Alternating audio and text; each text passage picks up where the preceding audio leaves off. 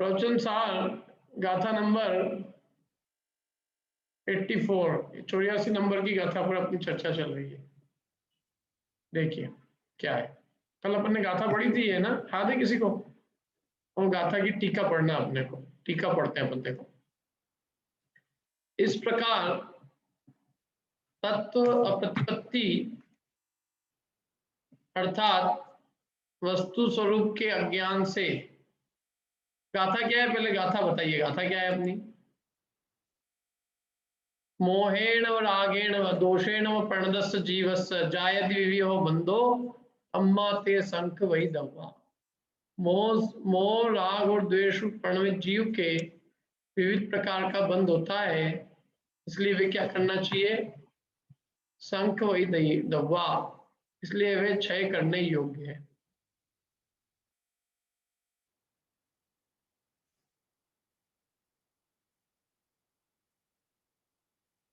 ठीक है, मोह राग द्वेष से परिणत जीव के विविध प्रकार का बंध होता है, इसलिए वे संपूर्ण रूप से क्षय कर देने योग्य है। अब इसके आगे देखो क्या कहते हैं टीका में। इस प्रकार तत्व अप्रतिपत्ति अर्थात तत्व की अप्रतिपत्ति माने वस्तु स्वरूप का अज्ञान, उससे बंध हुए मोह राग द्वेष तत्व प्रतिपत्ति से बंध हुए, बंध, हाँ, आग जिसकी बंद है। इस प्रकार तत्व अप्रतिपत्ति वस्तु स्वरूप के अज्ञान से बंध हुए मोह रूप राग रूप या द्वेष रूप परिणमित होते हुए इस जीव को घास के ढेर से ढके हुए खड्डे का संग करने वाले हाथी की भांति। पहला उदाहरण। दूसरा, हथिनी रूप कुट्टिनी के शरीर में आसक्त हाथी की भांति। 2। तीसरा, और विरोधित हाथी को देखकर उत्तेजित होकर उसकी ओर दौड़ते हुए हाथी की भांति विविध प्रकार का बंध होता है। देखो 3 बातें कही यहाँ पे, यदि आपने ध्यान से पढ़ी हो तो। पहले तो क्या कहा कि तत्व अप्रतिपत्ति से बंध हुए, माने जिसकी आंखें बंद है, वस्तु स्वरूप के अज्ञान से जिसकी आंखें बंद है, जिसकी आंखें निमिलित है, ढकी हुई है। देखो दिया ना, एवं अस्य, इस प्रकार इसके तत्व प्रतिपत्ति, तत्व की प्रतिपत्ति नहीं होना माने तत्व का ज्ञान नहीं होना, तत्व के ज्ञान नहीं होने से निमिलित से, चक्षु क्या है? निमिलित है माने बंद है, आंख बंदी हुई है। वो मोह से राग से अथवा द्वेष से परिणमित के तृणपटल अवच्छन्न गर्त संगतस्य। तृणपटल माने तृण माने घास, ढेर, घास होता है ना, घास, तो घास के ढेर से ढके हुए खड्डे का संग करने वाले हाथी की बात। सबसे पहले क्या कहा? वस्तु स्वरूप के अज्ञान से जीव की आंखें बंद है, वस्तु स्वरूप का तो घोर अज्ञान छाया हुआ है ना, और वस्तु स्वरूप के अज्ञान से तो है बंद आंखें, और बाद में मोह राग द्वेष रूप परिणमित हो रहा है, और ऐसे इस जीव को मोह राग द्वेष रूप परिणमित होते हुए बंद होता है।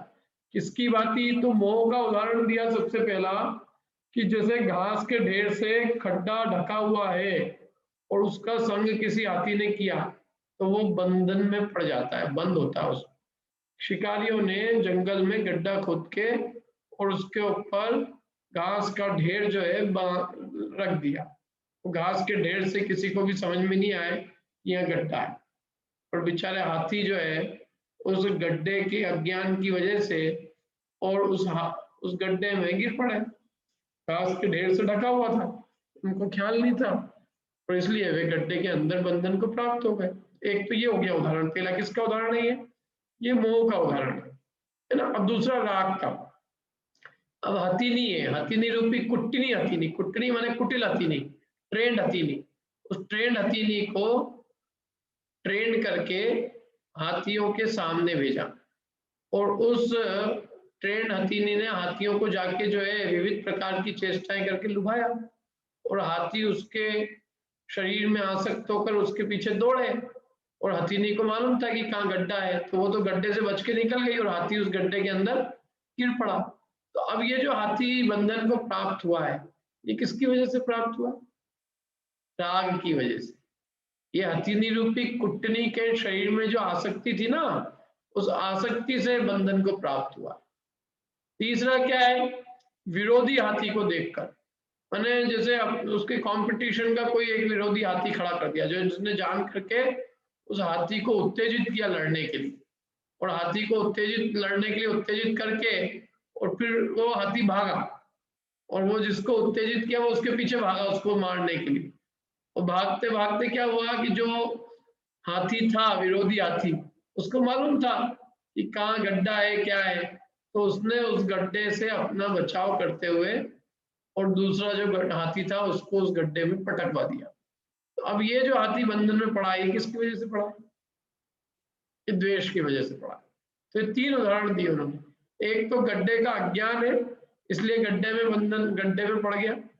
एक हथीनी के राग के चक्कर में गड्ढे में पड़ गया, और एक अपने ही किसी साथी विरोधी हाथी को देखकर उससे द्वेष करके गड्ढे में पड़ गया। इसलिए तीन प्रकार के हाथी है, जो तीन प्रकार के परिणामों के द्वारा बंधन को प्राप्त हो गए। तो मोह, राग और द्वेष है ना। तो मोह, राग, द्वेष परिणमित होते हुए इस जीव को भी इन तीन तरह के हाथी की भांति विविध प्रकार का क्या होता है? बंध होता है। माने मोह, राग, द्वेष से बंधन होता है कर्मों का। ये बता रहे हैं क्या? ये जो अपन राग द्वेष राग करते हैं ना, बहुत अच्छे से मोह करते हैं, सबसे बड़ा बंधन तो इसमें मोह का है। देखो, मोह की वजह से हमें वस्तु स्वरूप का बोध ही नहीं, गड्ढे का मालूम ही नहीं। अब बता, गड्ढे का मालूम नहीं हो तो वो कोई गड्ढे से बचने का कोई उपाय तो ही नहीं है। गड्ढे आपको नहीं मालूम है तो मालूम करना था, आपको जानकारी करनी थी। जैसे मछली को ये नहीं मालूम है कि शिकारी जो है जाल फैलाते हैं और जाल फैला के अपने को पकड़ लेते हैं। मछली को नहीं मालूम, लेकिन ये नहीं मालूम कोई उसका बचने का कोई उपाय तो ही नहीं है। नहीं मालूम है तो मछली को मालूम करना चाहिए था, और क्या करें। कोई चीज का अज्ञान अपने को नहीं बचा सकता। आप ये तर्क नहीं दे सकते कभी भी कि साहब हमको क्या मालूम, तो तुमको नहीं मालूम भैया तो मालूम करना चाहिए था। नहीं मालूम, इसमें किसकी गलती? वस्तु स्वरूप का अज्ञान कोई चीज से बचने का उपाय नहीं है। वस्तु स्वरूप का ज्ञान करें तो हम कम से कम अपने आप को सही चीजों से बचा लें। लोक में भी ऐसे ही होता है, अपन को कई चीजें मालूम रहती है कि भाई ये इस तरह का नियम आया हुआ है, कायदे हैं, इस तरह के नियम कायदे, लाल बत्ती में नहीं जाना, तो अपन लाल बत्ती में नहीं जाते। और लोगों को जिसको नहीं मालूम कि साहब मेरे को तो मालूम ही नहीं था कि लाल बत्ती में नहीं जाते हैं, मैं तो चला गया और गाड़ी ने ठोक दिया, तब तो ठुक गया, तो हम क्या करें? तू लाल बत्ती में गया क्यों? लाल बत्ती में गया तो उसकी सजा तू भोग। एक तो ठुका उसकी सजा भोग, गाड़ी खराब हुई वही भोग, और तूने जिसकी गाड़ी ठोक, जिस गाड़ी से ठुका तू उसको भी पैसे दे बेटा, क्योंकि तेरे को एक चीज ज्ञान नहीं थी तो तू सब तरफ से फंस। तो इसलिए अज्ञान किसी चीज का उपाय नहीं है। अज्ञान से तो जिसकी आंखें बंद है वो तो बंधन में पड़ेगा। मोह जो है बहुत बड़ा, मोह भी एक अज्ञान है। क्या मोहित है हम, हमको वस्तु स्वरूप की बोध ही नहीं है क्या वस्तु स्वरूप है। अपनी बुद्धि अनुसार अपने हिसाब से दिमाग लगाते रहते हैं और अपने आप को बहुत समझदार समझते हैं कि अरे हमको तो सब मालूम है साहब। क्या मालूम है? अरे सब मैंने तो बहुत सालों तक समझा है, समझा तो है लेकिन माना कहाँ है। मोह रूप परिणमन कर रहे हैं, बंधन हो रहा है कर्मों का, और परद्रव्यों में आज भी अपनापन बैठा है। देह आदि परद्रव्यों में तो अभी मोह गया कहाँ है, अज्ञान गया कहाँ। अज्ञान जाने का मतलब ये होता है कि परद्रव्य को पर मान के उसमें अपनापन मिटना, उसके प्रति मोह भाव, माने उसमें जो अपनत्व की बुद्धि, एकत्व ममत्व बुद्धि है वो मिटनी चाहिए। ये मैं नहीं, मेरी नहीं, ऐसी बुद्धि मिटे तो वो उसका आनंद आए। वो बुद्धि नहीं मिटे तो काय का आनंद आएगा ये। बोलिए नरेश जी। सर ये मोह कहें अज्ञान कहें एक ही बात होती है दोनों? ये यहाँ अज्ञान ही लिया है मोह में एक तरह से, क्योंकि देखो घास के ढेर का ज्ञान नहीं है उसको।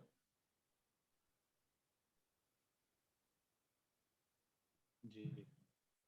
जो घास के ढेर में से ढका हुआ है गड्ढा, तो उस गड्ढे का संग किया हाथी ने, तो वो घास के ढेर के गड्ढे में, घास के ढेर से ढके हुए गड्ढे में गिर पड़ा।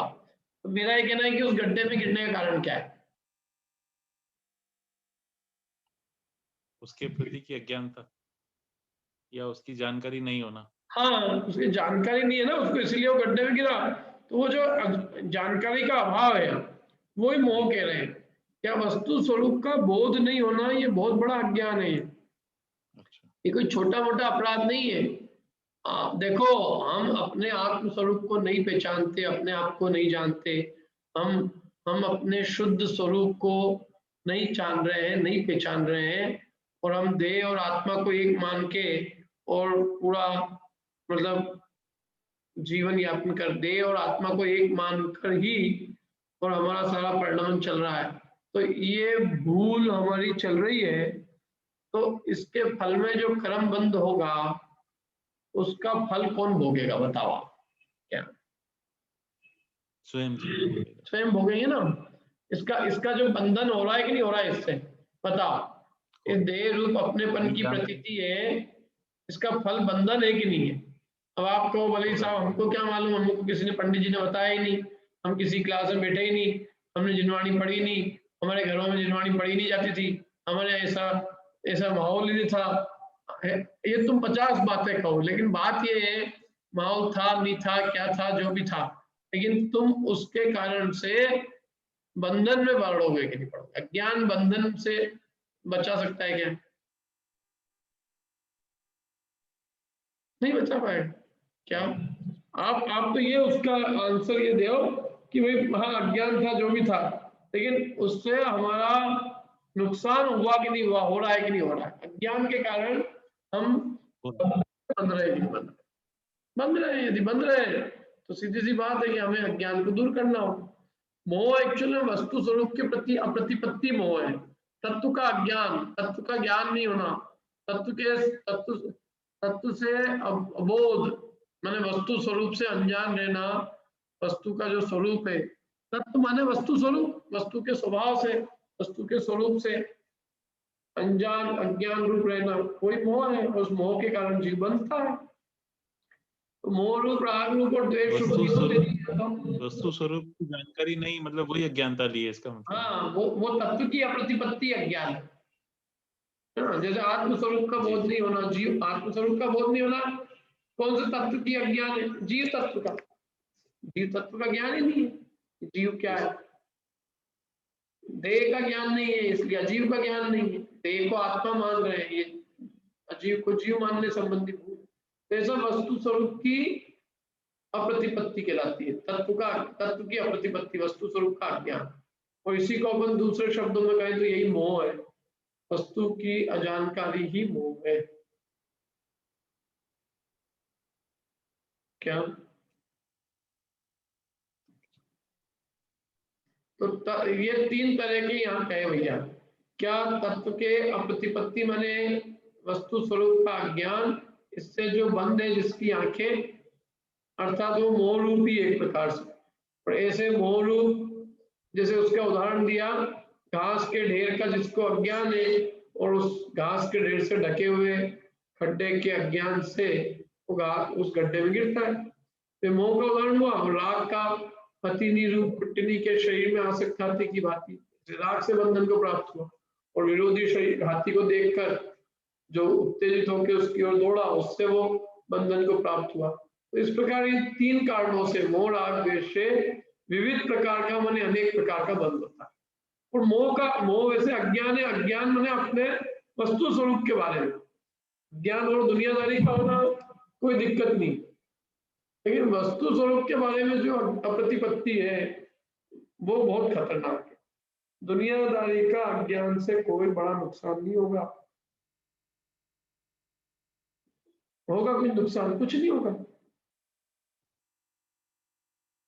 लेकिन तत्व के संबंध में यदि अजानकारी रहेगी तो उससे बहुत बड़ा भयंकर नुकसान होगा। तो यहाँ अज्ञान मतलब जो प्रयोजनभूत तत्व है उसके संबंध में यथार्थ जानकारी का नहीं होना, उसको नहीं मानना। तो यथार्थ वस्तु, प्रयोजनभूत तत्वों के यथार्थ स्वरूप को नहीं मानना, नहीं जानना, ये मोह है ना। तत्व के संबंध में अजानकारी होना वो मोह है। और लौकिक चीजों के संबंध में अजानकारी हो चले, अरे अप्रयोजनभूत तत्वों के संबंध में भी थोड़ी बहुत कमजोरी हो तो कोई बात नहीं, लेकिन प्रयोजनभूत जो तत्व है, जीवादि 7 तत्व, इनके बारे में जो अज्ञान है, इन संबंधी जो विपरीतता है, तत्व के संबंध में जो विपरीत मान्यता है, तत्व का विपरीत श्रद्धा है, वो बंध का कारण है। अनेक प्रकार का बंध होता है उससे। 7 तत्व के विपरीत श्रद्धा से मिथ्या दर्शन, वो मिथ्या दर्शन बंध का कारण है।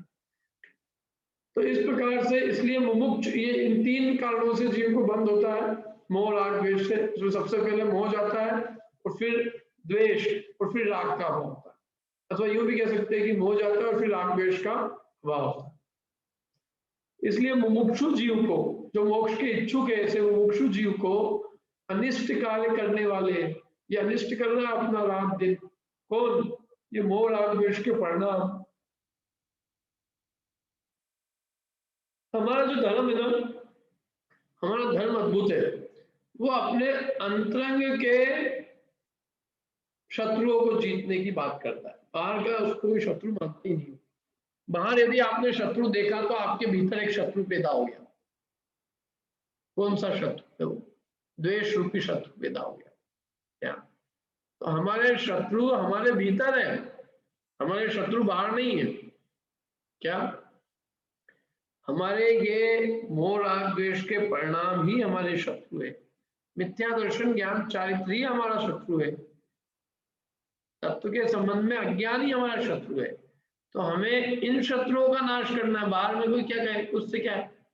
समझ लो मेरे को बाहर कोई गाली दे तो मेरा शत्रु हो गया? कुछ नहीं हुआ। उससे जो मैंने द्वेष बुद्धि की वो मेरा जरूर शत्रु है। मेरा बिगाड़ उस द्वेष बुद्धि से होगा, उसके कुछ कहने से कुछ नहीं होगा। कहते रहते हैं लोग कहने को जिसको जो कहे। यदि मैंने उसके प्रति अंतरंग में क्रोध भाव किया तो मैं उससे कारण बंधन में प्राप्त हो जाऊंगा क्या? मेरा बंधन मेरे परिणाम से, किसी अन्य के आधार से नहीं। यदि अन्य के कहने से किसी को दुख सुख होता तो कभी कोई भी सुखी नहीं हो सकता था, क्योंकि अन्य पे तो किसी की भी कुछ नहीं चलती। भगवान की भी हमारे ऊपर चलती है क्या? अरे भगवान स्वतंत्र द्रव्य, हम स्वतंत्र द्रव्य क्या? यदि वे हमारे ऊपर अवलंबित होते हैं कि भैया ये पूजा नहीं करेंगे तो अपन दुखी हो जाएंगे, तो वे फिर हमारे कारण से दुखी होते रहते। लेकिन उनका सुख दुख हमारे ऊपर किंचित मात्र भी अवलंबित नहीं है, इसलिए वे परम सुखी है। तो ऐसे हमारा इष्ट अनिष्ट भी किसी और के ऊपर अवलंबित नहीं है कि हमारा कोई अनिष्ट करने वाला उससे हम दुखी हो जाएंगे, या कोई इष्ट करने वाला होगा तो उससे सुखी हो जाएंगे। हमारा अनिष्ट करने वाला हमारा स्वयं का मोह राग द्वेष का परिणाम। इसलिए मुमुक्षु जीव को इस अनिष्ट कार्य के करने वाले मोह राग द्वेष का क्या करना चाहिए? मोह राग द्वेष का यथावत निर्मूल नाश हो, संपूर्ण तरह से क्षय हो, पूरा निर्मूल इसका क्षय हो जाए। निर्मूल मतलब जड़ मूल से ये मोह राग द्वेष का नाश हो, इस प्रकार से इसको क्षय करना चाहिए। इस प्रकार से मोह राग द्वेष को संपूर्णतया नष्ट कर देना चाहिए। माने ये देखो प्रवचन सार की शैली अद्भुत है। प्रवचन सार में ये नहीं करते कि भाई अरे देखो मोह भी नष्ट हो गया तो राग द्वेष तो चले ही जाएंगे, तुम तो मिथ्यात्व के नाश की बात करो, तुम तो उत्था भी हो गया तो वो जीव मुक्ति है, हर पुद्गल परावर्तन काल ही रुलेगा, अब बाकी राग द्वेष तो कुछ चीज ही नहीं है, जड़ चली गई तो वृक्ष के पत्ते कितने दिन तक रहेंगे। ये प्रवचन सार की शैली नहीं। प्रवचन सार तो कहता है कि यदि इतना सा भी बंद होता है किसी चीज से तो उसको भी क्षय करना चाहिए। बस जिस बंद के जो कारण है वे संपूर्णतया क्षय करने योग्य, निर्मूल नाश करने योग्य, जड़ मूल से मोह राग द्वेष खत्म करने चाहिए। केवल मोह ही नहीं कि मोह कोई जड़ मूल से नष्ट करे, राग द्वेष भी नहीं होना चाहिए। मैंने परिपूर्ण वीतरागता प्राप्त करके मोक्ष प्राप्त करना चाहिए, ये बात करता है ये प्रवचन सार की शैली। क्या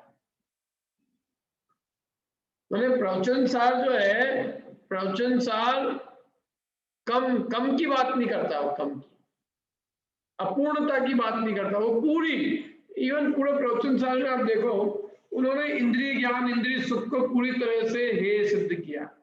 उन्होंने ये नहीं कह रहे सम्यक दृष्टि हो गए बेटा अब तुम्हारा कोई बात नहीं, इंद्रिय ज्ञान भी हो रहा है इंद्रिय सुख भी हो रहा है तो कोई चिंता नहीं है, तुम भोग लो थोड़े, अभी इंद्रिय सुख ही भोगो, अभी देखो क्या है तुम्हारा मोक्ष तो जाओगे सही, तब तक जरा थोड़े जैसे किसी की वो होती है ना, किसी का मुनि दीक्षा होती है, कहते अब तुम्हें दीक्षा तो हो ही रही है, अब जरा तुम क्या करो, थोड़े बहुत सुख भोग लो, थोड़ी मेहंदी वेहंदी लगा लो, थोड़ा खाना पीना खा लो, थोड़ा अच्छे से वो सब कर लो। लेकिन मेरे समझ में नहीं आता है कि ये तो ऐसी बात हुई ना कि अब तुमको मोक्ष जाना ही है तो इंद्रिय सुख भोग लो। अरे उसको इंद्रिय सुख के प्रति विरक्ति हुई जब तो वो मुक्ति का पात्र बना है? यदि वो सम्यक दृष्टि कैसा जिसको वो ये कहे अब अपने को तो मोक्ष जाना ही है, चलो भैया मोक्ष जाना ही है तो जरा थोड़ा बहुत ठंड के दिनों में थोड़ी क्यों माल मसाला खा लिया जाए। तो वो माल मसाले का यदि रुचिवंत है तो ये बताओ मुझे कि क्या वो सम्यक दृष्टि है? यदि उसको अभी इंद्रिय सुख में आसक्ति है तो सम्यक दृष्टि कहाँ है? अव्वल बात तो ये है, सम्यक तो तब कहलाएगा जब वो कहे कि नहीं मुझे तो अतीन्द्रिय सुख का पान करना है, मुझे तो ये बची कुची भी जो कमजोरी है इसको भी नष्ट करना है, वो सम्यक दृष्टि है। ये इस तरह की उल्टी बातें थोड़ी नहीं करते। अरे कुछ नहीं बेटा, हाँ, अरे कुछ नहीं, क्या उस व्यक्ति को रुचि होगी कि अच्छा बताओ एक बात बताओ, मेहंदी है और जो भी जितनी भी चीजें हैं इन सब की रुचि ये सांसारिक रुचि है कि मुक्ति के मार्ग की रुचि? बताओ। सांसार ये रुचि मिट गई जब तो हम मुक्ति के मार्ग में आगे बढ़े, मोक्ष मार्ग में आगे बढ़े। गुजरात के अंदर मालूम आपको, गुजरात में लड़के को मेहंदी नहीं लगाई जाती शादी के अंदर, नहीं लगाते गुजरात में लड़के। मैं आप क्यों कि मेरे को कैसे मालूम? मेरे को ऐसे मालूम क्योंकि मेरी जब शादी हुई तो मेरे को लगाई तो सारे गुजरातियों ने कहा वहां यूएस में कि ये क्या कर रखा है। मतलब इतने आश्चर्य से देखा उन्होंने, मतलब समझ लो बस प्रवचन सुनना ही बंद नहीं किया उन्होंने। नहीं तो उनका बस चलता रहा तो कहते ये क्या है यार, ये कैसा पंडित, कोई लड़कियों को लगती है मेहंदी तो ये लड़कों को कब से लग गई। अब मैं उनको क्या बताता कि भैया मेहंदी लगाता तो मेरी शादी नहीं होती। हमें कौन समझा कि हमारे यहाँ कल्चर ट्रेंड अलग है, हमारे लड़की भी लगा देते हैं हमारे लड़की। और दूसरा मैं तो देखो जैसे वो होता है ना मुर्गा, वो होता है बकरा, तो बकरा सामने है भैया तुमको जो करना हो करो, क्या बकरे को पोतना है तो पोतो, जब हलाल ही होना है तो उसको पोतने वोतने जो करना है करो तुम्हारे को है? उसका अब क्या है, या तो वो हलाल नहीं हो तो अच्छा है, पहले ही सोच लेता कि वो हलाल नहीं हो, जब वो गए ही है हलाल होने तो फिर वहां को कलर भी पोतेंगे, उसको ड्रेसअप भी कराएंगे और फिर अच्छे से उसके ऊपर पूरी तलवार फिर लगाएंगे और अच्छे से। क्या तो वो जो है उन लोगों को पसंद नहीं आई थी वो बात, ये क्या है तुम ये क्या लगाया है। अब मैं एक एक को जवाब दूं कि 4 दिन पहले ऐसा, अरे 4 दिन से उससे क्या है, होती नहीं है, मेहंदी नहीं लगाई जाती लड़कों को, नहीं लगती होगी भैया वहां, यहाँ लगाते हैं तो अब क्या करें हम। अब मैंने क्या अगली बार नहीं लगाऊंगा, बोले अगली बार तो मौका ही नहीं मिलेगा अगली बार क्या एक ही बार बोल रहे हो तो, अब जो गलती कर दी तो गलती, अब हो गई तो हो गई, अब क्या कर सकते हैं। हाँ। परंतु क्या है, यदि माने वो इतना उस राग को इतना गलत समझते, मेहंदी का राग माने वो पुरुषोचित राग नहीं है ऐसा उनका कहना है। अब जो राग को इतना गलत समझे मैंने, और वैसे भी खैर मेरे को तो मेहंदी से इतनी चिढ़ती, लेकिन अब मैं क्या कर सकता हूँ ये नहीं जानता हूँ। तो अब क्या है संसार में आप मतलब ये जो भी राग रंग के अंदर यदि अपने को है उसकी आसक्ति है यदि अभी, तो अभी अपन सीधी सी बात है अपन उस लायक नहीं हुए। यदि इंद्रिय सुख की आसक्ति है तो अभी अपन सम्यक चुके, मतलब अभी अपने को इंद्रिय सुख में सुख बुद्धि है तो अभी सम्यक दृष्टि नहीं हुई। ऐसे यदि हमें अभी राग है तो अभी हम दो मतलब असंयम जन्य राग है ना, दो कषाय संबंधी मतलब उस जाति का राग है तो सीधी सी बात है कि अभी आप वहां नहीं हो। आप क्या ये तो पूर्णता का मार्ग है, तो पूर्णता के मार्ग में तो पूरी तरह से बात की जाती है। तो इसलिए इस ग्रंथ में सम्यक दृष्टि हो गया तो अब बेटा तू मुक्ति हो गई तेरे को, अब तो सब कुछ हो ही गया, ये बात यहाँ कही नहीं है। यहाँ तो पूरी मुक्ति की बात कही है। इंद्रिय सुख में भी अतीन्द्रिय सुख को प्राप्त करो, कोई इंद्रिय सुख चौथे गुणस्थान वर्ती के इंद्रिय सुख कुछ नहीं। हम तो ये कहेंगे कि इंद्रिय सुखी भी सब दुखी है, इंद्रिय सुख सुख नहीं है दुख है, इंद्र चक्रवर्ती सब दुखी है। तो यहाँ तो मतलब यहाँ तो पूर्ण वीतरागता को प्राप्त करने की तरफ से बात कर रहे हैं। ये आप समझना प्रवचन सार की शैली। प्रवचन सार केवल मोह को नाश करने मात्र पे संतुष्ट नहीं होता, बात तो करता है। अभी पिछली गाथा में जो है 80वीं गाथा में बात थी सही कि अनंत को द्रव्य गुण पर्याय से जानेगा उसका मोह क्षय होगा, लेकिन वहां पे भी मोह क्षय करने के बाद तत्काल अगली बात हमें क्या बताया, राग द्वेष भी क्षय करो। और यहाँ भी फिर से कि भाई मोह राग द्वेष से बंद होता है, इसलिए ये मोह राग द्वेष को संपूर्णतया निर्मूल क्षय करो। तुम ये कम में संतुष्ट मत हो, तुम ये अब जो है ना, अब ये मत कहो कि अरे बस अपने को तो इस भाव में मोह नाश करना। पंडित जी सम्यक दर्शन चाहिए, सम्यक दर्शन हो गया तो मोक्ष हो ही जाएगा, आनंद परावर्तन में चले जाएंगे। इसका मतलब ये है कि तुम्हें मोक्ष की नहीं चाहिए, तुम्हें राग द्वेष चाहिए अभी। अरे तुम ये बात करो कि मुझे परिपूर्ण स्वभाव की प्राप्ति चाहिए, मुझे पूर्ण सुख चाहिए, पूर्ण मेरा अपना पूर्ण आत्मपद चाहिए, पूरा पूर्णता की वांछा करो। तो क्या ये राग द्वेष क्यों चाहिए तुम्हें, क्यों क्यों करना है राग द्वेष है? अब भी तुम्हें राग द्वेष की रुचि है क्या? अरे पूरी बात करो ना कि हे प्रभु मुझे तो वीत राग सर्वज्ञ स्वरूप को प्राप्त करना है, आत्मा का जो शुद्ध स्वभाव है उसको प्राप्त करना है, शुद्ध स्वभाव को, जो आत्मा का अनादिकाल से जो स्वभाव प्रकट नहीं हुआ उस स्वभाव को मुझे प्राप्त करना है। प्राप्त क्या करना है, स्वभाव है उसको प्रकट करना है वास्तव में। समझ में आ रही बात क्या? तो ये यहाँ ये बात है, मतलब यहाँ तो मोक्ष प्राप्ति तक की बात है, यहाँ आधी अधूरी बात नहीं है, ध्यान रखना। अब देखो भावार्थ पढ़ते अपन इसका, और जो बातें वो आ जाएगी इसके अंदर। पढ़िए तृप्ति जी, बहुत दिनों बाद दिखे आप। भावार्थ। भावार्थ। 1. हाथी को पकड़ने के लिए धरती में खड्डा बनाकर उसे घास से ढक दिया जाता है। वहां खड्डा होने के कारण उस खड्डे पर जाने से हाथी गिर पड़ता है और वह इस प्रकार पकड़ा जाता है। 2.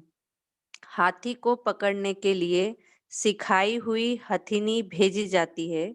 उसके शारीरिक राग में फंसने से हाथी पकड़ा जाता है।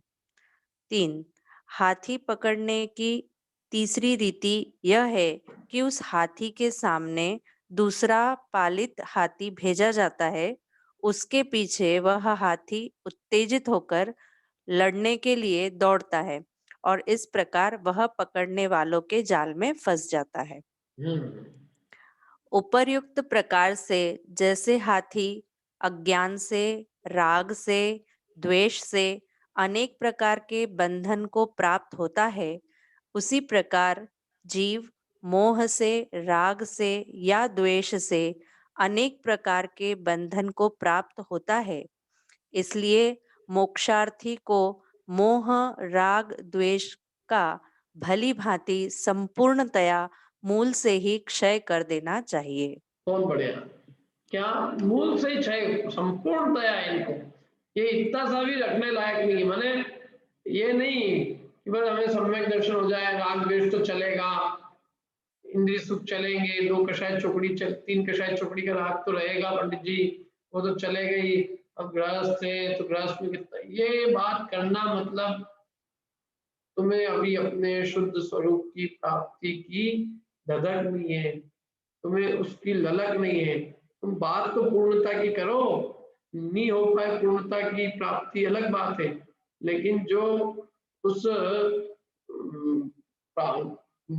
बात करने में कमजोरी रखे और उसकी मतलब लक्ष्य उसका यदि कमजोर है तो वो ध्येय को कैसे प्राप्त करेगा, ये बताओ।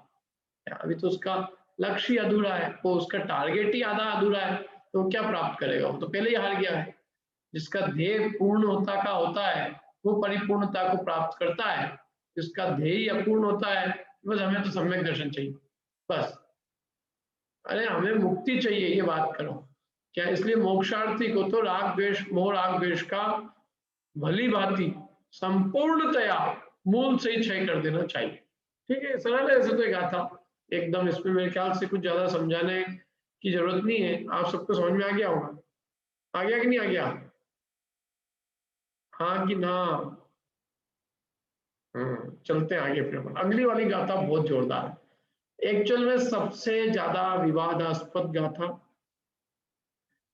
क्या मतलब विवादास्पद? मतलब अपने लिए विवादास्पद, मतलब आचार्यों ने तो बिल्कुल बराबर यथार्थ लिखा है, लेकिन इस पे बहुत लोगों को बहुत मतलब कई लोगों के चित्त को उतरती नहीं है गले, क्या अंदर में झुकझुकी होती, झुकझुकी की कैसी बातें कर रहे हैं क्या, मतलब उनके गले से हड्डी जैसे किसी अंदर निगलती नहीं बनती, क्या करें, बात उनको स्वीकार नहीं होती, ये ऐसी बात है अगली गाथा में, जो उनके चित्त को बात ही स्वीकार नहीं होती। ऐसा कैसे, ये नहीं जम रही पंडित जी, ये थोड़ा सा आपने अति कर दी, इसको थोड़ा आप चेंज करो, ऐसी बात है अगली गाथा। देखो पढ़ता हूं मैं, बहुत ही जोरदार है। अब देखो किसके प्रति किसको ये उतरती, ये गले उतरने वाली बात है कि नहीं है, ये मतलब किसको गले उतरती है, ये देखने लायक है इसके अंदर। देखो गाथा पढ़ते, इसके गाथा का उत्थानी का पढ़ते हैं। अब इस मोह राग द्वेष को, ये जो मोह राग द्वेष ऊपर कहे, इस मोह राग द्वेष को आगामी गाथा में कहे गए चिन्हों लक्षणों के द्वारा पहचान कर उत्पन्न होते ही नष्ट कर देना चाहिए। क्या कह रहे हैं? अब मोह राग द्वेष को मूल से ही क्षय कर देना चाहिए, ये तो बात पिछली गाथा में आपने कह दी, लेकिन आप पहचाने कैसे हमको मोह राग द्वेष क्षय करना? जैसे अरे उन तीनों को निपटाया, किन तीनों को? मोह राग द्वेष को निपटाया तो निकल गया घर से बाहर। किनको निपटाना था? मोह राग द्वेष को। इन पहचाने की कैसे कि मोह राग द्वेष को निपटा है? जैसे अपन ने किसी बच्चे को भेज दिया, जा तेरे दोस्त की मम्मी को बुला ला, वो चला गया, और ये तो मेरे को मालूम ही नहीं है कि दोस्त की मम्मी है, मेरे दोस्त की मम्मी है कौन, अब क्या करूं? तो ऐसे ही मोह राग द्वेष को क्षय करना चाहिए।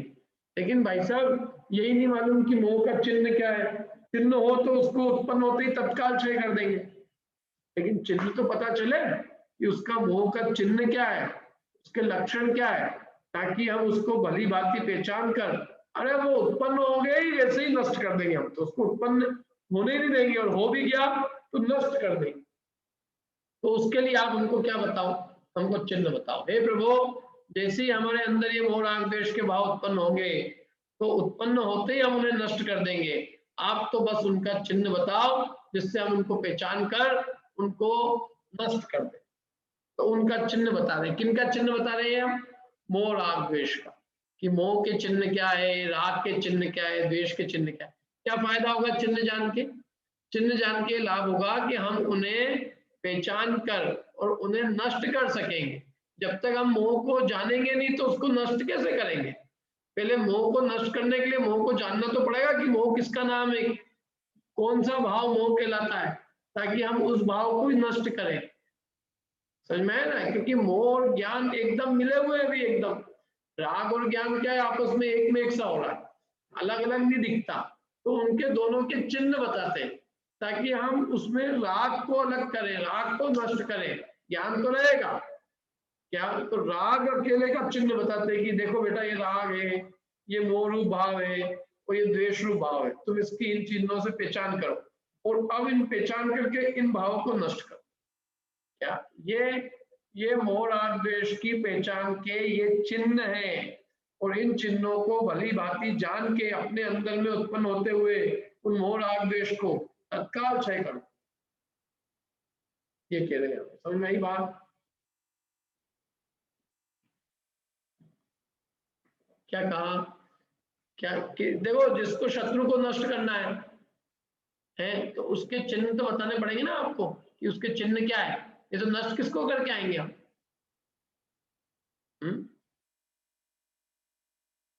चिन्ह बताओ आप तो ऐसे ही मोह राग द्वेष का क्षय करना चाहिए, लेकिन आप पहले मोह राग द्वेष के चिन्ह बताओ, चिन्हों को जानकर हम उसे नष्ट कर देंगे। उत्पन्न होते ही नष्ट कर देंगे जी, उत्पन्न नहीं होने देंगे, और हो गए तो उत्पन्न होते ही नष्ट कर देंगे, ऐसा प्रकट करते हैं। अब देखो गाथा पढ़ते हैं, बहुत जोरदार गाथा है, बहुत शांति से पढ़ना और खुद देखना क्या लिखा है इसमें। पढ़ो अर्चेश।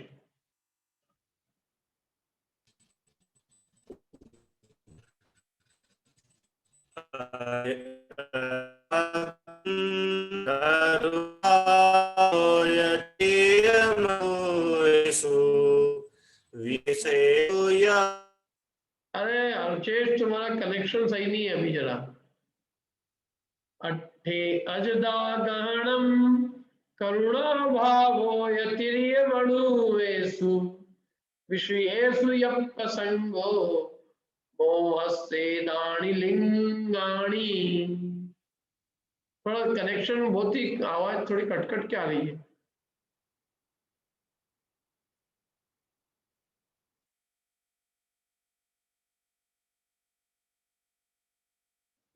पढ़िए।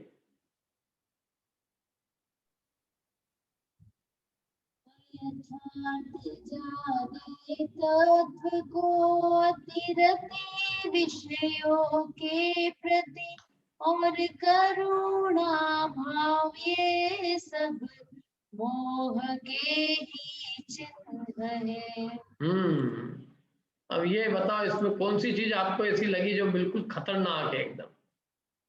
बता सकते हो आप? एकदम बिल्कुल गले नहीं उतरे किसी को कि ये क्या कह रहे हैं ये कि पंडित जी ने, अब तक तो हम समझ रहे थे कि ये जो है ना थोड़े ऐसे हैं, लेकिन अब हमको समझ में आया कि ये तो वैसे ही है। क्या ऐसी ऐसी चीजें हैं इसमें? बोलो क्या चीजें हैं इसके अंदर? 7 जनों के हाथ खड़े हुए, वैसे ऐसा नहीं है। बोलो, ये अभिषेक से पूछते हैं। अभिषेक बोलो। अरे कहाँ गया अभिषेक? हाँ, करुणा भाव भी सर मोह का चिन्ह है। हाँ, ये गले उतर गया तुम्हारे? हाँ सर। हाँ, क्योंकि अपन तो वो है ना, अपन तो, लेकिन बात ये है कि वास्तव में ये चीज जो है ना, ये लोगों को आसानी से गले नहीं उतरती, क्योंकि करुणा भाव भी मोह का चिन्ह कहलाता। अरे करुणा तो करनी चाहिए, करुणा सागर भगवान, भजन बने हुए अपने तो, करुणा सागर भगवान क्या। और अभी ओ पालनहारे निर्गुण ओआरे तुम बिन हमारा कोई नहीं, ऐसे भजन है। तो दूसरा धर्म के भजन है ये, लेकिन ये दूसरे धर्म के भजन अपने अभी बजने लग गए हैं। क्या अभी 10 लक्षण के दिनों में मंगलाचरण बजाता है भजन। ओ निर्गुण हारे, मैंने कहा एक तो भगवान निर्गुण हो गए और पालन हारे भी हो गए, और तुम बिन हमरा कोई नहीं। गजब है यार, तुम बिन हमरा कोई नहीं। कुछ नहीं कर सकते आप तो बस इस संसार में ज्ञाता दृष्टा बनने में आनंद है। भगवान में बिल्कुल जो मुक्ति का मार्ग है वो बिल्कुल सटीक है। संसार के बाकी विकल्प करने से क्या हो? तो देखो इसमें क्या है, ये जो बात है ना, ये बात गले नहीं उतरती, और ये यहाँ पर ये मूल में लिखी है अभी। अब ये क्या है? ये मूल गाथा में, अब इसको कोई चेंज कर नहीं सकता क्या? इसलिए क्या है, एकदम सीधे सीधे करुणा भाव लिखा है। बोलो, करुणा भाव लिखा है कि नहीं लिखा है? लिखा है कि नहीं? करुणा भावो किसके प्रति?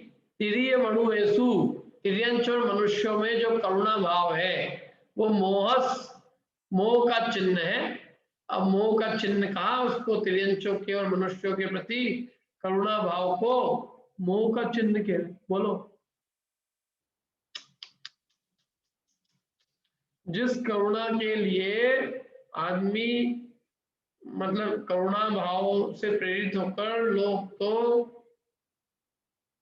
अपना संपूर्ण जीवन लगा रहे हैं किसी की करुणा के प्रति। भाई तिर्यंचों के प्रति करुणा भाव करो, है ना, मनुष्यों के प्रति करुणा भाव करो। तो करुणा दया का भाव होना चाहिए, और दया के भाव का पालन, दया भाव करना चाहिए। मैंने दया भाव करने का तो उपदेश दिया जाता है आपको कि प्राणी मात्र के प्रति दया भाव हो, करुणा भाव हो। तो करुणा होनी चाहिए, करुणा भाव बहुत अच्छा भाव है, जीव दया बहुत अच्छा भाव है। वहाँ उधर गुजरात में तो इतनी शाला, इतनी सारी जो है ना पशुओं के लिए खूब करुणा भाव से युक्त होकर बहुत सारी चीजें बनी हुई। अपनी भी है, मध्य प्रदेश वगैरह में भी है। परंतु मतलब तात्पर्य है कि जिस करुणा भाव को हम धर्म लोग, जिसको लोग धर्म के नाम पर करते हैं, उस करुणा भाव को यहाँ मोह का चिन्ह कहा है। और उस मोह को सबसे बड़ा पाप कहा है। और ये हुआ कि हम जिसको परम धर्म समझ रहे हैं उसको यहाँ परम अधर्म कहा है। अब ये बात कैसे गले उतरे बता? करुणा भाव परम धर्म है और यहाँ कह रहे हैं कि करुणा भाव मोह का चिन्ह है और मोह से बड़ा कोई पाप नहीं है, क्योंकि मोह माने मिथ्या, मिथ्या सबसे बड़ा पाप है। अब एक तरफ तो ये बात है कि मोह से बड़ा कोई पाप नहीं है और वो मोह का चिन्ह है करुणा भाव, और दूसरी तरफ अपन ये भी पढ़ते हैं कि भाई सब त्रियंशों के प्रति, मनुष्यों के प्रति करुणा भाव रखना चाहिए, करुणा भाव ही धर्म है, दया ही धर्म है, स्वपर दया ही धर्म है, ये सब बातें भी आती है। एक बात है, लेकिन स्वपर दया में भी पहले स्व शब्द है फिर पर शब्द, लेकिन अपन पढ़ते हैं ना ये, और जिनवाणी में भी ऐसा नहीं है कि केवल अपन ही कह रहे हैं। स्वपर दया की बात जिनवाणी में भी दया के रूप में मतलब स्वपर दया को धर्म कहा है, धर्म के रूप में स्वपर दया को परिभाषित किया है। धर्म की एक परिभाषा दी है कि स्वपर दया भी धर्म है। अब बोलो उसको कैसे हटाएं? मतलब कुंदकुंदाचार्य देव तो ऐसा लगता है जैसे कोई, वो तो लोगों की बोली है, नहीं तो कोई तो कह भी देता। महाराज जब लिख रहे थे तब शायद थोड़े से माइंड एकदम थोड़ा सा कभी कभी हो जाता है, कुछ एक चीजें गलती हो जाती है। कुछ लोग ऐसे महापुरुष हैं जो कुंदकुंदाचार्य देव की गलतियां निकालते हैं। बोलो, उनकी गाथा पढ़ के अपनी गलती निकालने की जगह में उनकी गलती निकाल रहे हैं। ऐसे महापुरुष इस पृथ्वी पे जन्म लिए हैं। वास्तव में कितने अच्छे काल में पैदा हुआ उनके, कि जिस काल में लोग आचार्य देव की गाथाएं पढ़ के और अपना मंतव्य सही करने की जगह आचार्यों की गाथाओं को सही करने में लगे। उन्होंने गलती कर दी, जब वो गाथा लिख रहे थे तो थोड़ी चूक कर गए। क्यों है वो चूक कर गए? कि हम चूक कर रहे हैं अनादिकाल से। चूक तो हमारी है, एक शब्द नहीं है इसमें ऐसा जो से चूक हुई हो। करुणा भाव मूल में लिखा है अमृत चंद्राचार्य देव की टीका में। देखो मैं आपको टीका में भी बताता हूँ, ऐसा लगे आपको कि नहीं। देखो, तिर्यक मनुष्येषु प्रेक्षा हेसु अपनी कारुण्य बुद्धिया। बोलो, अभी कारुण्य बुद्धिया लिखा है इसमें।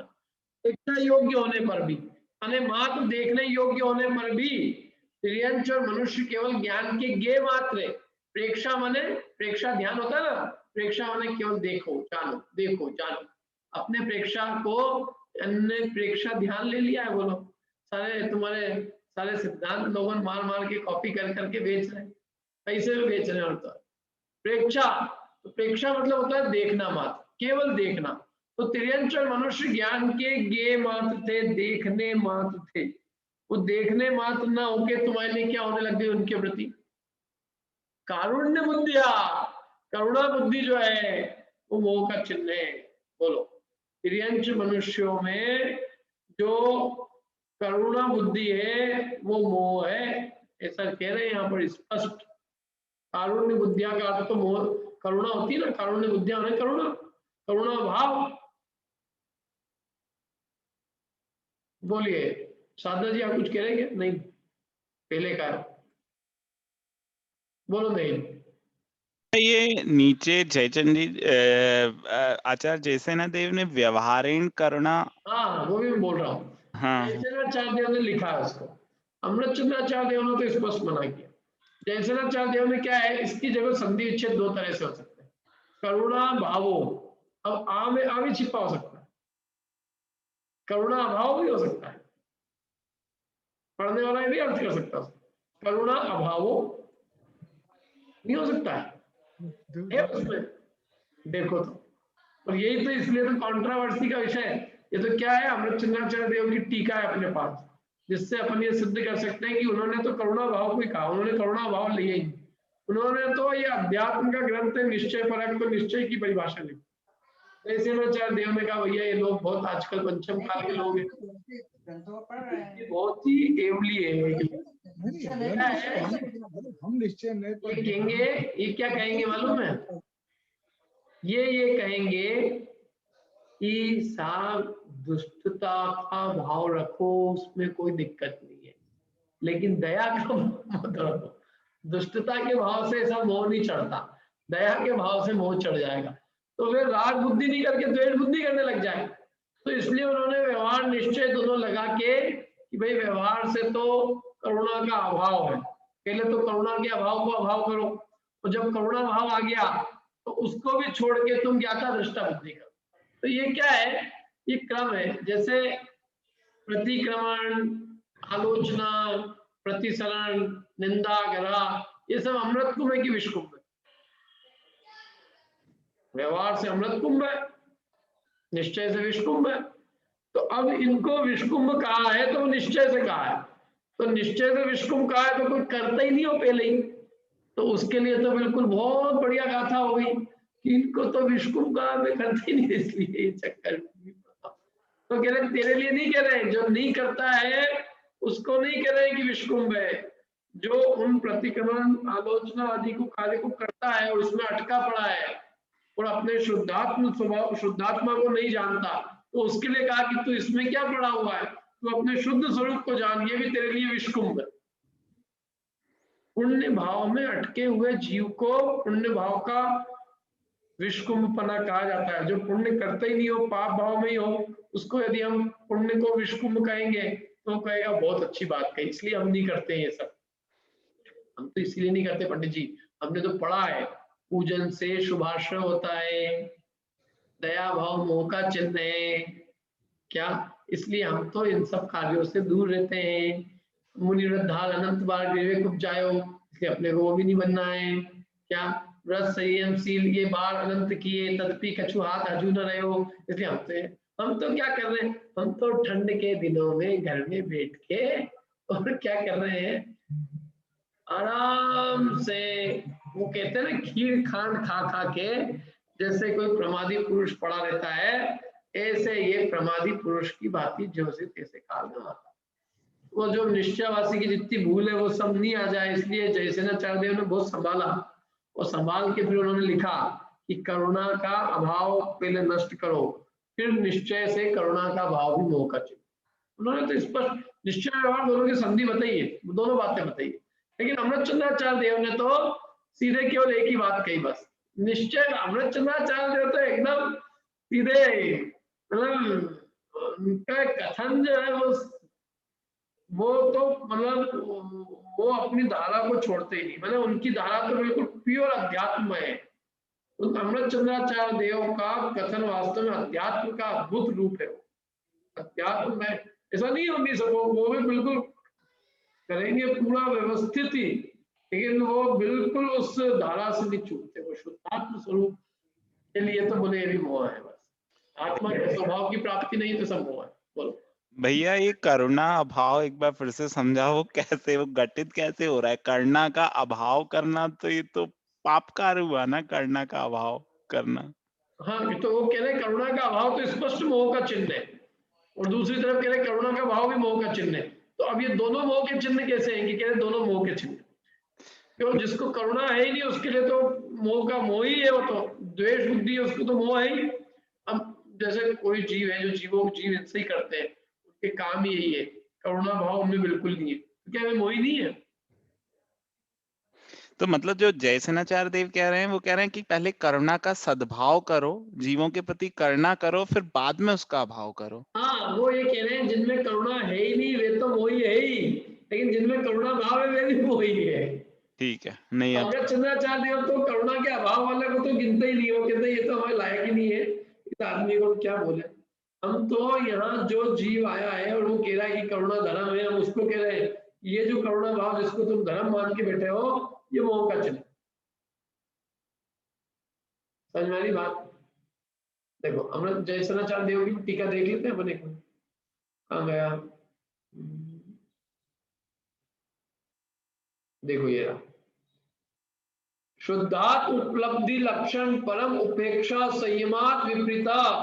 शुद्धात्मा की उपलब्धि लक्षण जो परम उपेक्षा संयम है उससे विपरीत करुणा भावो दया परिणाम अथवा अथवा व्यवहार है करुणा या भाव, अथवा व्यवहार से करुणा का भाव, दोनों बात कही। देखो पहले करुणा भाव दया परिणाम को लिया कि नहीं लिया उन्होंने, दया भाव को भी लिया उन्होंने। एक्चुअली जयसेनाचार्य देव की भी टीका यदि पढ़े उसको भी मानता हो कोई तो उसमें भी दया भाव को उन्होंने मोह का चिन्ह कहा है, लेकिन उसको वो दया भाव कैसा है, देखो कि शुद्धात्मा की उपलब्धि लक्षण जो परम उपेक्षा संयम है, शुद्धात्मा की उपलब्धि जिसको हुई, शुद्धात्मा की उपलब्धि में क्या होता है? समस्त वस्तुओं के प्रति परम उपेक्षा भाव बढ़ता है, जबरदस्त। क्या?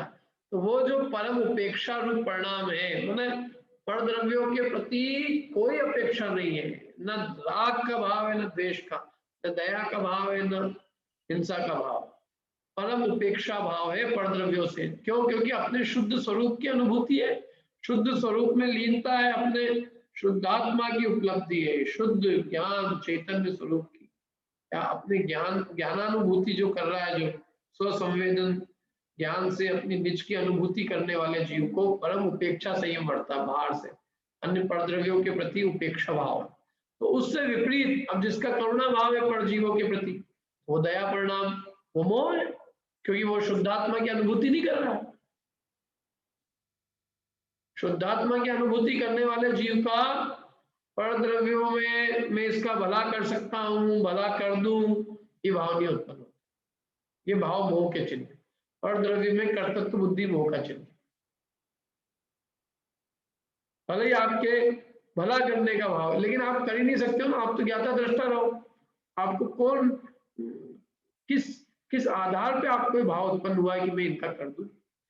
जैसे अनंत भगवान वीतराग प्रभु को क्या होती है?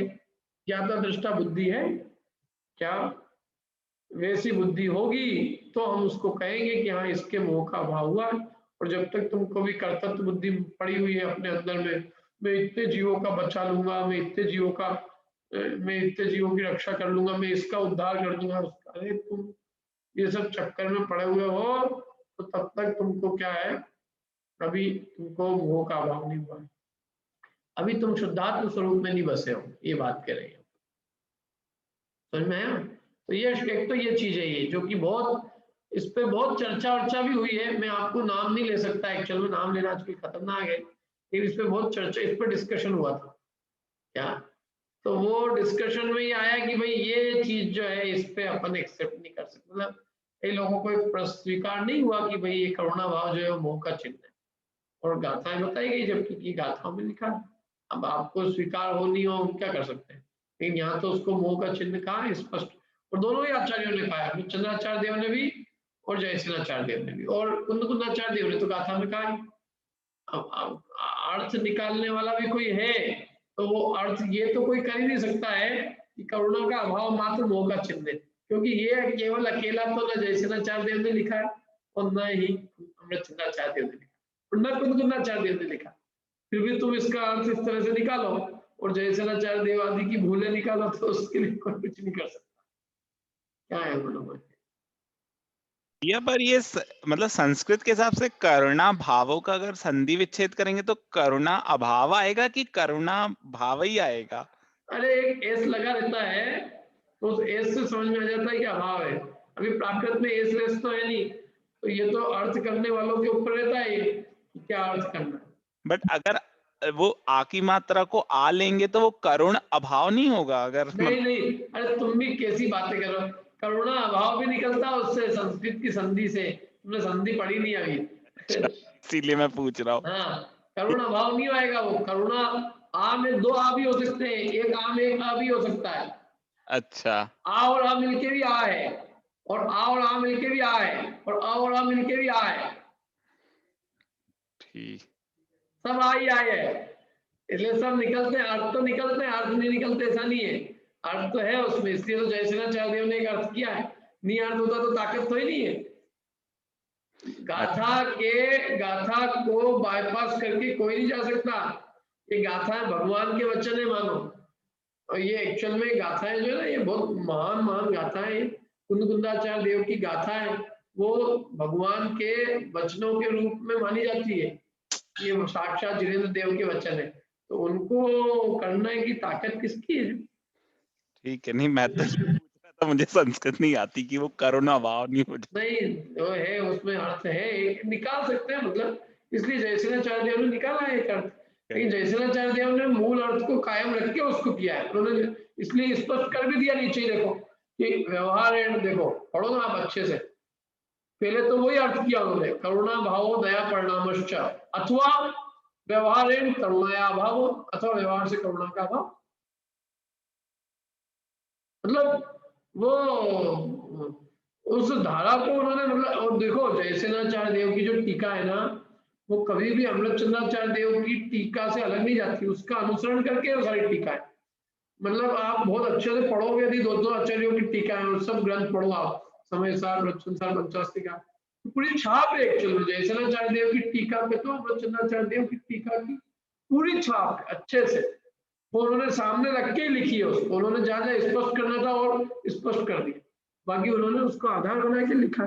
तो वो जयसेनाचार्य देव, अमृत चंद्राचार्य देव कोई होता ही नहीं हो, तो उनको गुरु दम गुरु मान के भैया ये बड़े बड़े आचार्य अपने ऊपर के जो गुरु हैं, पहले पूर्वाचार्य हुए, उनको बहुत आदर विनय श्रद्धा भाव से नमन स्मरण करके और उनकी बात को रख के, और फिर कोई चीज होती है अन्य अज्ञानी जीवों के लिए समझाने को, वो एक लाइन बोल देते, समझ आ रही की बात?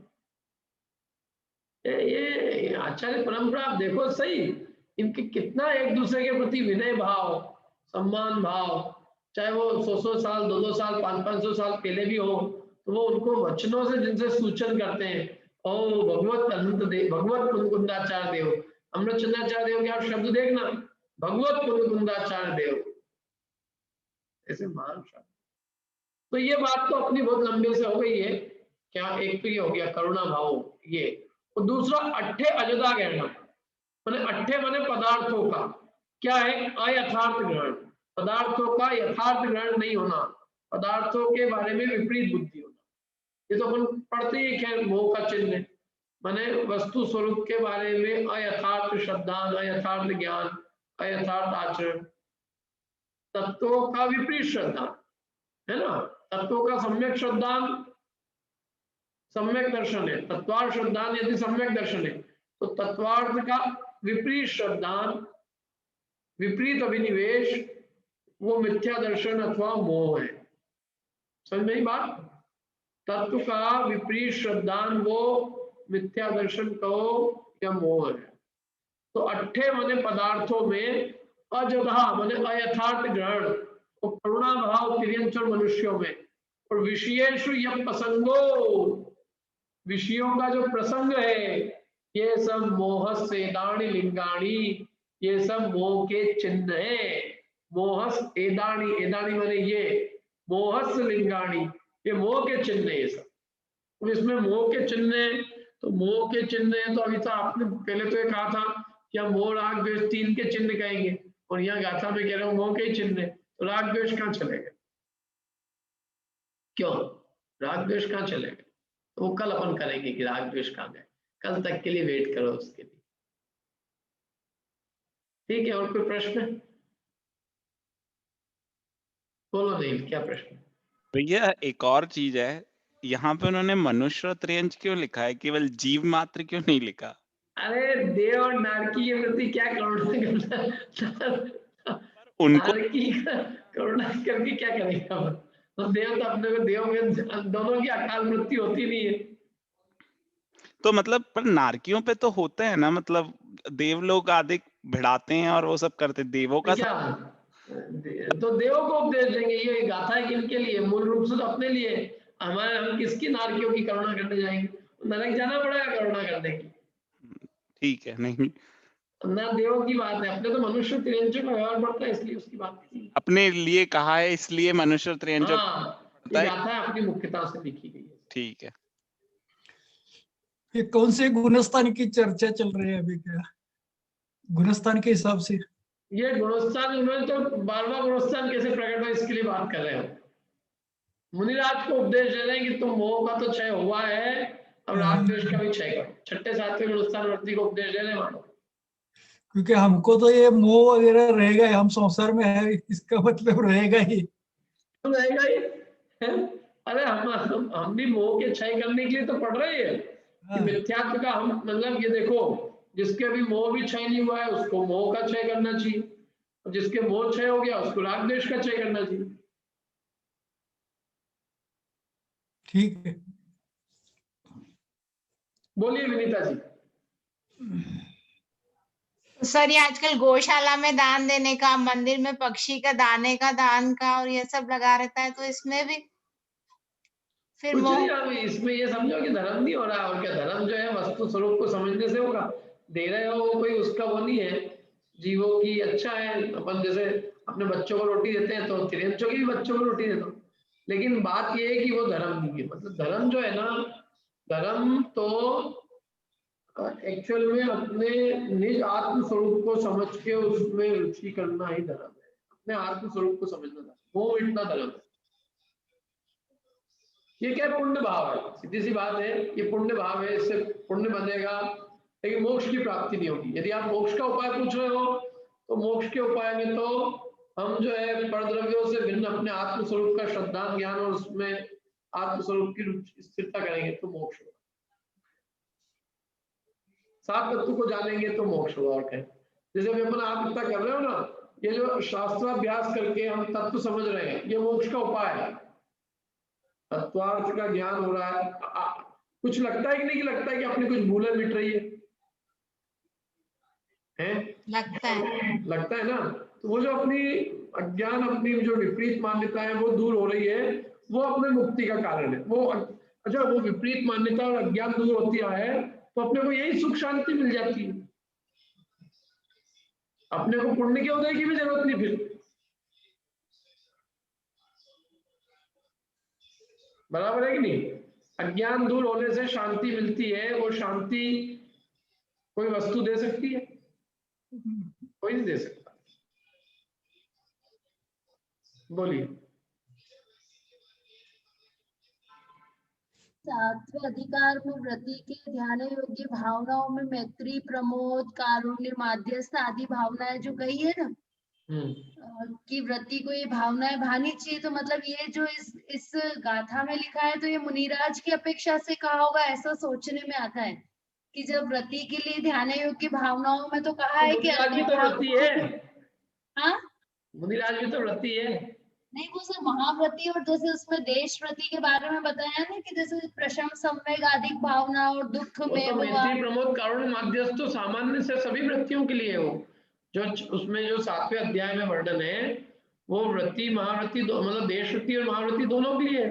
अच्छा, उसमें एक बात बताओ, ये जो परोक्रोधाकरण, भेक्ष शुद्धि, सधर्मा विसंवाद, ये किसके लिए लगेगा? वैसे तो सर मुख्यतः ऐसे तो मुनिराजों पे ही घटित होती है, क्योंकि मतलब अब भिक्षा की शुद्धि किसको लगेगी? मुनिराजों को। और शून्यागार, विमोचित आवास उन्हीं को ही है। और वो जो अहिंसा व्रत की जो भावनाएं कही उन्होंने, मनोगुप्ति, इर्या समिति, हाँ, तो वाग, मनोगुप्ति, इर्या समिति, आलोकित पान भोजन, आदान निक्षेपण समिति, वो सब भी मुनिराज की अपेक्षा से। ये क्या है? निश्चय व्यवहार की अपेक्षा है, इसमें कुछ नहीं है। तत्वार्थ सूत्र में जो वर्णन है वो व्यवहार की अपेक्षा है। तो व्यवहार से पहले हिंसा का त्याग करें और फिर हिंसा का त्याग करने के बाद हिंसा का भी त्याग करें। हिंसा मतलब जो दया भाव है उसको भी छोड़ के अपने शुद्धात्म स्वरूप में लीन हो। देखो, जो शुद्धात्म स्वरूप में लीन होगा उसके अहिंसा का ही त्याग हुआ। इसका मतलब ये तो ही नहीं कि हिंसा भाव आ गया, उसके तो हिंसा और अहिंसा की कोटि से परे कोई तीसरी अलौकिक दशा हुई। यही तो प्रश्न हुआ होता है कि भाई प्रतिक्रमण को भी छुड़वा रहे हो, तो भाई हम प्रतिक्रमण को ही नहीं छुड़वा रहे, प्रतिक्रमण और अप्रतिक्रमण से परे कोई तीसरी दशा भी है, उसको प्राप्त करा। शुभ भाव में नहीं अटक के वीतराग भाव की प्रेरणा के लिए ये कहा गया है, ऐसा अपन उसको समझ सकते हैं क्या? मोह भाव नहीं, शुभ भाव में नहीं अटक के वीतराग भाव की प्रेरणा के लिए कहा गया है, ऐसा भी समझ सकते हैं। प्रेरणा नहीं, वीतराग मतलब ये परद्रव्यों में कर्तव्य बुद्धि है तो वो मोह का ही चिन्ह है। वो उस बात को पक्का कर रहे हो कि ये अभी मोह नहीं मिटा जब तक तुम्हारा परद्रव्य से संबंध है। परद्रव्य को तुमने अपना मतलब परद्रव्य में कर्तव्य बुद्धि है तो अभी तुम्हारा मोह नष्ट नहीं हुआ, अभी मोह ही है, मोह है अभी। और ये क्या है? अध्यात्म के अंदर तो जो उपदेश होता है ना, निश्चय नहीं की अपेक्षा से जो आगे बढ़ने के लिए बात की जाती है। मतलब वो ये मान के चलते हैं कि भाई करुणा भाव तो है, वो ये नहीं कह रहे कि करुणा का अभाव करके तुम दुष्ट हो जाना, निर्दयी हो जाना। धर्म नहीं उस करुणा भाव को भी छोड़ के अपने शुद्धात्म स्वरूप में प्रवृत्ति करो। इन जीवों के प्रति दया भाव करने की जगह अपने निज आत्म स्वरूप को देखो, जो परद्रव्यों से बिल्कुल पृथक है, भिन्न है। ये परद्रव्य भी राग करने जैसे नहीं है, मैंने राग तो किसी का भी नहीं होना चाहिए, यहाँ तक बात लेके आएंगे। वस्तु स्वरूप भी ऐसा है, देखो वस्तु स्वरूप बहुत रूखा है। रूखा मतलब कि वस्तु स्वरूप ये है कि हर एक द्रव्य पर द्रव्य से जुदा है, स्वतंत्र। हर द्रव्य, एक द्रव्य का दूसरे द्रव्य से कोई संबंध ही नहीं, ये वस्तु स्वरूप है। ये स्वीकार होता हो तो जैन दर्शन स्वीकार हो सकता है, और ये नहीं होवे तो अभी बहुत मुश्किल है, क्योंकि रूखा है। रूखा मतलब कोई उसका किसी दूसरे द्रव्य से संबंध है ही नहीं ना। ये बोलो अर्चेश, और भी किसी के प्रश्न तो पूछ लीजिए। ये गाथा पढ़ते से ही एकदम मेरी भावना देव स्तुति की लाइन सामने आ गई थी कि वहां तो सब करुणा स्रोत भय दुखियों पर, और वो व्यवहार नहीं से भैया, व्यवहार नहीं से जैसन आचार्य को देव और आत्मा को एक कहा जाता है, परंतु निश्चय से वे एक नहीं होते। ऐसे ही व्यवहार से जीव दया का उपदेश दिया जाता है, परंतु निश्चय से अपने शुद्धात्म तत्व की अनुभूति करने के लिए कहा जाता है। दोनों की अपेक्षा ऐसा हुआ कि जैसन आचार्य जयसेनाचार्य देव भी तो कह रहे ऐसा हुआ कि वो ये भी तो कह रहे हैं कि शुद्धात्मा अनुभूति, देखो क्या कह रहे हैं, देखो शुद्धात्म उपलब्धि लक्षण परम उपेक्षा संयमात। शुद्धात्मा की उपलब्धि लक्षण परम संयम से विपरीत है ये करुणा भाव। मतलब ये ऐसा है कि जैसन आचार्य की टीका पढ़ने के पहले थोड़ा तेज धक्का लगा था, फिर उन्होंने संभाल लिया कि नहीं व्यवहार में भी है वो, नहीं तो अभी तो ठीक है ना, वो हो गया उसका था। अभाव नहीं कर रहे, मतलब सर्वथा वो अन्य मत जैसे सर्वथा नहीं मानते अपने, तो कोई भी बात होती है नई विवक्षा से उसको स्वीकार किया। सर्वथा मानेंगे तो वास्तव में वो तो मतलब क्रूरता के भाव को भी धर्म कहना पड़ेगा फिर, क्योंकि करुणा का अभाव दोनों प्रकार से होता है। शुद्धात्मा की उपलब्धि लक्षण भी होता है और क्रूरता रूप भाव भी करुणा का अभाव है, तो वो उसको नहीं मान ले, इसलिए उन्होंने उसको ठीक किया। और अमृत चंद्राचार्य देव ने उसको ठीक करने की जरूरत नहीं समझी। उन्होंने कहा हमारे सामने जो शिष्य बैठे वो इतने तो समझे कि आए है कि क्रूरता का भाव धर्म नहीं है, हम तो उनको ये समझाए कि करुणा का भाव भी धर्म नहीं। समय समय में भी तो भेद है ना। देखो अमृत चंद्राचार्य देव तक शिष्य इतने वक्र नहीं हुए थे, आज के बहुत वक्र हो गए। जयसेनाचार्य देव तक बहुत वक्र हो गए, तो इसलिए उनको हर जगह खुलासा करने की आवश्यकता महसूस हुई, उन्होंने खुलासा किया क्या उनको लगी जरूरत। ठीक है, इतना ही रखते हैं, बहुत टाइम हो गया भैया आज तो, नहीं तो लोगों कल से आना ही बंद कर देंगे। पंडित जी को कुछ होश देता है।